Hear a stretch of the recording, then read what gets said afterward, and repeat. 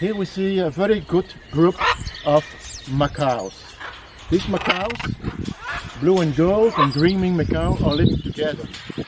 When a new bird has to be introduced to this group of birds, we have to put them in quarantine. This is for checking him up for health problems.